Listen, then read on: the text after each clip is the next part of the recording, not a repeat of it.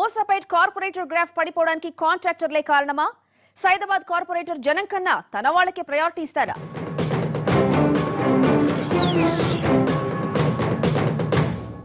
బస్తీలో తీరని సమస్యలు తీర్చాల్సిన హామీలు చాలానే ఉన్నాయి. అసలు కాలనీలకు మాత్రమే కార్పొరేటర్ హామీలు పరిమితమన్న ఆరోపణలు వినిపిస్తున్నాయి. సెటిలర్లు ఎక్కువగా ఉండే ఈ డివిజన్ లో కార్పొరేటర్ పనితీరు ఎలా ఉంది? ఎన్నికలప్పుడు ఇచ్చిన మాట కార్పొరేటర్ ఎంతవరకు నిలబెట్టుకున్నారు? మాస్ క్లాస్ ఓటర్లున్న మూసాపేట్ కార్పొరేటర్ గ్రాఫ్ ఎలా ఉంది? Let's watch.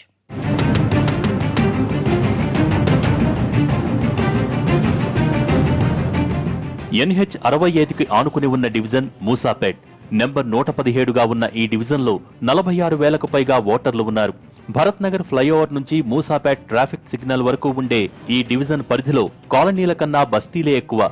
బీదా బిక్కి అధికమైన ఈ డివిజన్ ని బల్దియా ఎన్నికల సమయంలో రెండుగా చీల్చారు. కొన్ని కాలనీలు బాలాజీనగర్ డివిజన్లో విలీనమయ్యాయి.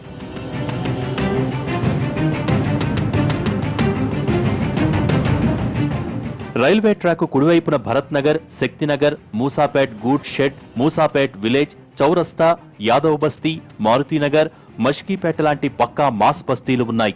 రైల్వే ట్రాక్ కి ఎడమ వైపున స్నేహపురి కాలనీ, మోతీనగర్, పాండురంగనగర్, బబ్బుగూడ, కబీర్ నగర్, అవంతినగర్ తోట, ఈస్ట్ వెస్ట్ తో పాటు మోతీనగర్ ఎక్స్టెన్షన్ లాంటి కాలనీలు ఉన్నాయి.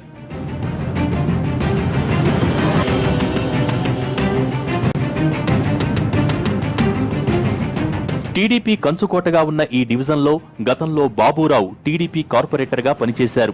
ఏడాదిన్నర క్రితం జరిగిన ఎన్నికల్లో మున్నూరు కాపు సామాజిక వర్గానికి చెందిన శ్రావణ్ టీఆర్ఎస్ పార్టీ తరపున చివరి నిమిషంలో సీటు సాధించి 4,050 ఓట్ల తేడాతో బాబురావుపై విజయం సాధించారు. సిటీలో టీడీపీ కనుమరుగవటం, ఉన్నవాళ్లంతా సైకిల్ విడిచి కారెక్కటంతో కాంగ్రెస్ ద్వితీయ శ్రేణి నాయకత్వమే ఇక్కడ ప్రత్యర్థి వర్గంగా మిగిలి ఉంది. దీంతో డివిజన్లో కారు పార్టీ రాజకీయానికి తిరుగే లేకుండా పోతోంది. కారెంత జోరు మీద వెళ్లాలన్నా ఎగుడు దిగుడు రోడ్లు వేగానికి అడ్డుపడుతున్నట్టు కనిపిస్తోంది.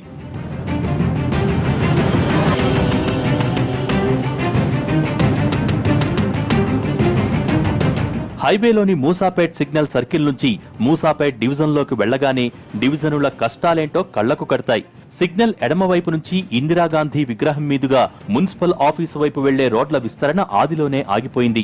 రోడ్డు ఇరుకిరుకుగా ఉండటంతో పక్కనే ఉన్న ప్రభుత్వ స్కూలు విద్యార్థులు రోజుకొకరు ప్రమాదాల బారిన పడుతున్నారు.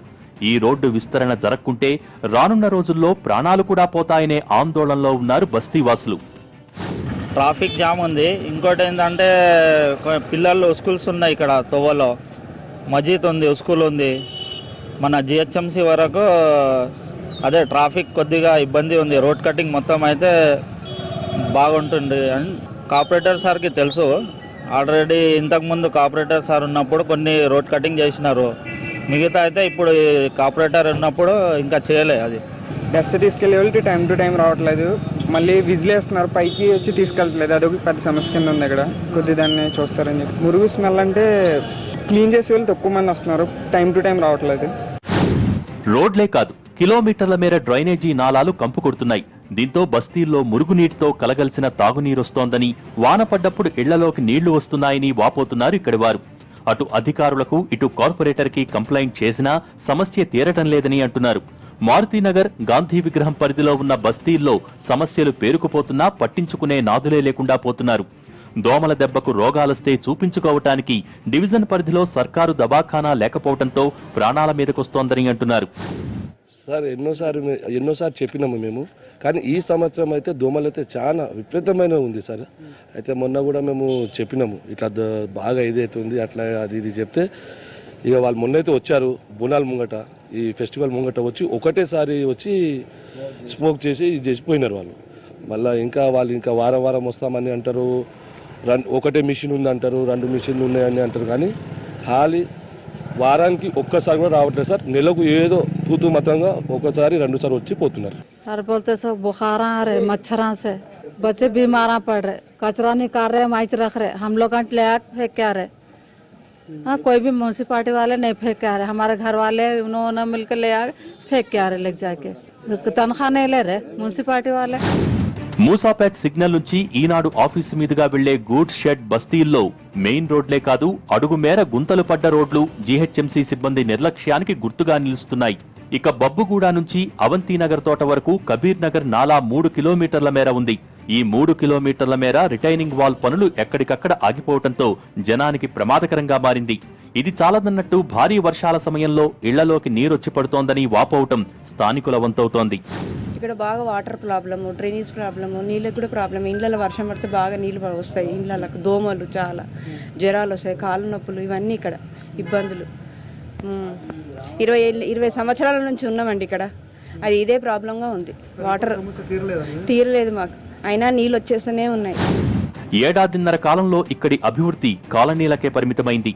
ఎమ్మెల్యే జోనల్ కమిషనర్ కోటాలోని నిధులతో సీసీ రోడ్లు, బస్టాపుల నిర్మాణం చేసినా కాలనీల్లో కాంట్రాక్టర్ల నిర్లక్ష్యం కారణంగా బస్తీ బతుకులు ఎంతమాత్రం మారటం లేదంటున్నారు స్థానికులు. చాలా డ్రైనేజ్ ప్రాబ్లం అయితే చాలా దారుణంగా ఉంది. దోమలు, రాత్రిపూట దోమలు ఎరుస్తున్నాయి, అంత దొద్దులో వస్తున్నాయి. పిల్లలు జలంతో ఇది ఉన్నారు. చెప్పాము, కార్పొరేటర్ వచ్చి చూశాడు, చేపిస్తామన్నాడు. అటేగా ఒక దవాఖానా లేదు. జ్వరం వస్తే డబ్బులు ఉన్నాడు, దవాఖానకు పోతే లేనోడు ఇట్లా చేస్తాం. చూడు, ఒక రోడ్ చూడు ఎట్లా ఉంది. దోమలకు చచ్చిపోతున్నాం. దోమలతోటి ఇది అవుతుంది. రోడ్ గీడు మంచిగా చేయండి. దవాఖానా ఇది అంగన్వాడీ స్కూల్ లేదు, పిల్లలకు అంగన్వాడీ స్కూల్ లేదు. ఈ డివిజన్లో కార్పొరేటర్ గ్రాఫ్ టీం పర్యటించినప్పుడు స్థానిక ఎమ్మెల్యే మాధవరం కృష్ణారావుతో పాటు డివిజన్ కార్పొరేటర్ శ్రావణ్ కూడా పాల్గొన్నారు. కళ్యాణ లక్ష్మి చెక్కుల పంపిణీతో పాటు అవంతినగర్ తోటలో ఏర్పాటు చేసిన సీసీ కెమెరాల కంట్రోల్ రూమ్ ప్రారంభించారు. మూసాపేట్ డివిజన్లోని కాలనీలు, బస్తీల్లో పరిష్కారం కాని సమస్యలను, హామీలను ఎమ్మెల్యే దృష్టికి తెచ్చింది కార్పొరేటర్ గ్రాఫ్. మూసాపేట్ డివిజన్ కోసం ఎమ్మెల్యే నిధులు భారీగా కేటాయించామని, అధికారుల నిర్లక్ష్యం, కాంట్రాక్టర్ల అలసత్వం వెరసి పనులు లేటవుతున్నాయని అంటున్నారు ఎమ్మెల్యే మాధవరం. నేను అసలు జిహెచ్ఎంసీ కానీ జిహెచ్ఎంసీ ఉన్నటువంటి కార్పొరేటర్ నేను విజ్ఞప్తి చేస్తుంది ఏంటంటే, మేజర్గా అసలు లోతులో ప్రాబ్లం ఉన్నటువంటి కాంట్రాక్ట్ అనే వ్యక్తి ఒకడు 10 వాడుకుంటున్నాడు.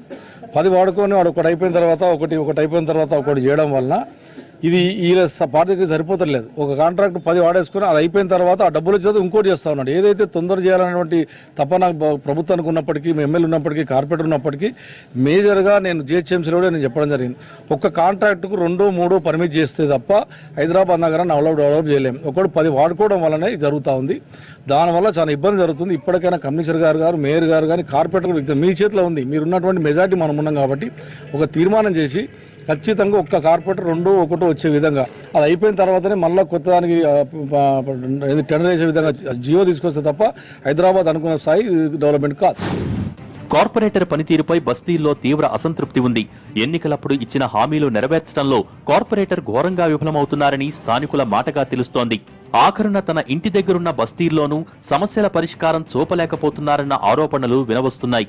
మోతీనగర్ పరిధిలో ఉన్న గ్లాస్ ఫ్యాక్టరీ వల్ల కాలుష్యం దారుణంగా ఉందని, దీంతో కొన్ని కుటుంబాలు రోగాల బారిన పడుతున్నాయని తెలుస్తోంది.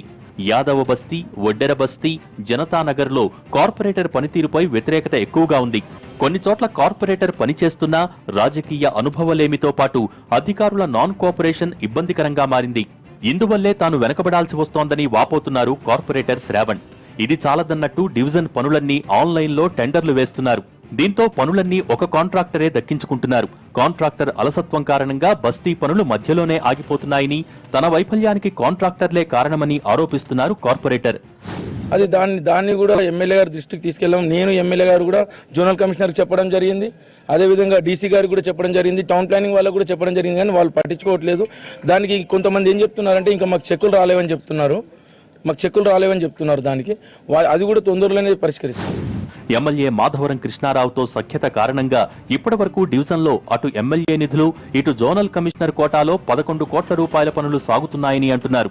ఇందులో 7.5 కోట్లతో యూజీడీ పనులు, సీసీ రోడ్లతో పాటు ఎన్నో అభివృద్ధి కార్యక్రమాలను చేశామని అంటున్నారు కార్పొరేటర్. మిగిలిన 3.5 కోట్ల రూపాయల పనులు త్వరలోనే ప్రారంభిస్తామంటున్నారు శ్రావణ్. అంటే ఈ రోజు ఈ ముసాపేట్ డివిజన్లో కూడా దాదాపు మా ఎమ్మెల్యే గారి పుణ్యమని ఆయన తెచ్చిన నిధులతో దాదాపు 11 కోట్ల నిధులు మా ముసాపేట్ డివిజన్కి ఇవ్వడం జరిగింది. అందులో ఎక్కువ శాతం ముసాపేట్ విలేజ్లో కానీ ఇక్కడ కానివ్వండి, ఇటు సైడ్ రోడ్లు బాగానే ఉన్నాయండి. ముసాపేట్ విలేజ్కి వచ్చేసి అండర్ గ్రౌండ్ డ్రైనేజ్ మొత్తం 6 ఇంచ్ 8 ఇంచ్ ఉన్నాయి. దానివల్ల డ్రైనేజ్ మొత్తం పరిస్థితి బాగాలేదు కాబట్టి దాన్ని 1 ఫీట్ చేసుకుంటూ వస్తున్నాం. దాన్ని 1 ఫీట్ చేసినప్పుడు ఎట్లయినా సరే రోడ్లు దెబ్బతినడం జరుగుతుంది. కాబట్టి నెక్స్ట్ ఫండింగ్లో ఎమ్మెల్యే గారు కూడా చెప్పడం జరిగింది, నెక్స్ట్ ఫండ్లో మిగతా రోడ్లన్నీ వేసుకుంటూ వస్తామండి. ఏడాదిన్నరలో కార్పొరేటర్ పనితీరుపై సగానికి పైగా వ్యతిరేకిస్తున్నారు. పిలిస్తే వస్తాడన్న పేరైతే ఉంది, అయితే సమస్యల పరిష్కారం చూపటంలో వెనకబడ్డట్టు తెలుస్తోంది. రాజకీయంగా ఇటు టీడీపీ అటు కాంగ్రెస్ లేకపోవటం ప్లస్ పాయింటే కానీ సొంతింటి పోరే తలనొప్పిగా తయారైనట్టు తెలుస్తోంది. ఎన్నికల్లో 12,000 ఓటర్లు ఉన్న శ్రీకాకుళం బస్తీవాసుల సాయం తీసుకున్న శ్రావణ్ ఇప్పుడు ఇటువైపు చూడటం లేదన్న విమర్శలు వినవస్తున్నాయి. చెప్తున్నా దవాఖానా లేవు ఇక్కడ, ఏమో ఒక పిల్లలకి స్కూల్ లేవు, ఎట్లా ఉండాలి మళ్ళీ చెప్పు. ఈ బస్తీలో ఎలక్షన్కి రావరా అని నమస్తే చేస్తారు, మళ్ళీ మాకు ఇట్లా ఉన్నది. ఇప్పుడు గరీబులు ఉంటే మీరు చూడాలి కదా, ఎట్లా బతకాలి చెప్పు. ఎన్నికలప్పుడు డివిజన్ స్థాయి పార్టీ పదవులిస్తామని మాటిచ్చారు కార్పొరేటర్. ఈ హామీ పక్కదారి పట్టినట్టు తెలుస్తోంది. పార్టీ పదవుల్లో తన కుటుంబ సభ్యులకే ఎక్కువ ప్రయారిటీ ఇచ్చినట్టు తెలుస్తోంది. మరి వీటన్నింటినీ దాటి రానున్న కాలంలో కార్పొరేటర్గా శ్రావణ్ ఎలా నెగ్గుకొస్తారో తెలియాలి. పక్కాగా వర్కౌట్ చేయకుంటే కాంగ్రెస్ ఇక్కడ పాగా వేసే ఛాన్స్ లేకపోలేదని తెలుస్తోంది. అదే సమయంలో కారు పార్టీ నుంచి మరో డ్రైవర్ వచ్చినా ఆశ్చర్యం లేదంటున్నారు. కాబట్టి కార్పొరేటర్ శ్రావణ్ కాలనీ పనులతో సరిపెట్టకుండా బస్తీవాసుల ఆదరణ సైతం చూరగొనాల్సి ఉన్నట్టు తెలుస్తోంది.